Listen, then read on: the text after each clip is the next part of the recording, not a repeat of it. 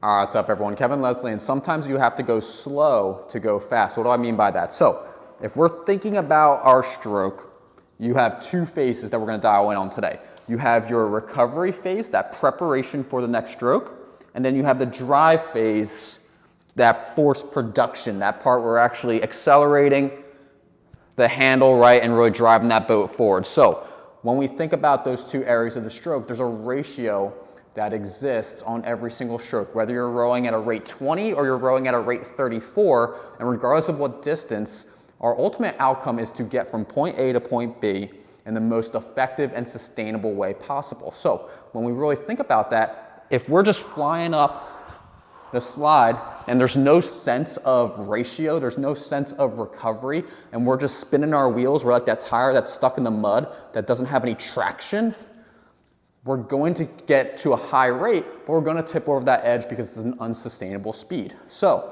what we want to think about is, okay, what's the ratio that exists? And use the recovery, right? We have our drive phase here, right? And then we have the recovery phase. Use that for exactly what it is. What is it? It's an opportunity to recover, breathe, and set yourself up for that next stroke. So use it for what it is. Don't waste that opportunity, or again, you're going to get to a high rate, but you're going to tip over that edge because it's unsustainable. And again, this exists whether you're at a rate 20, 34, or 40. There's always that sense of ratio. It just begins to compress as you get higher with that rate. So one of the drills that I like to do to get athletes to think about that ratio, that sense of composure as they roll up to the front end, is an ultra exaggerated recovery followed by one stroke and pausing at body angle, right? So it's going to be essentially a 4 or 5 second count up to the front end, one stroke, pause right back here at body angle. So if I'm here,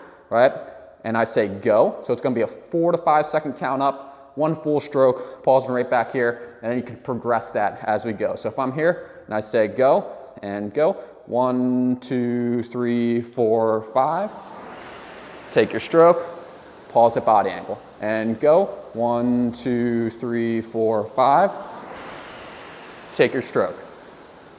Go, 1, 2, 3, 4, 5, right? I'm composed up to the front end, then I'm getting to body angle. Then you can go 3 and pause, let's call it, right? And go, 1, 2, 3, 4, 5.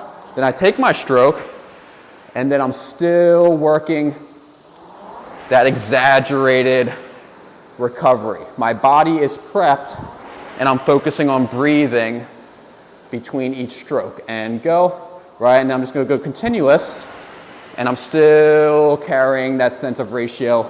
And again, whether you're going at a rate 14, 15, 16, or you're going at a rate 30, there's still that sense of recovery up the slide, then you take your drive, right? That sense of ratio exists, but you just have to think about it in terms of, okay, there's a give and take balance. If I'm trying to sustain rate 20, there's a give and take balance between a powerful rate 20 or a softer rate 20, a steady state rate 20 and a power per stroke rate 20, and you have to balance that give and take relationship. So with that, give it a try, give that drill a try, 1 and pause, 3 and pause, go, and then row it out for a little bit, but keep that ratio involved. That's all I got. If you like this, leave us a subscribe. I'd really appreciate it. We got more and more content coming out. That's all I got. Enjoy your day. Peace.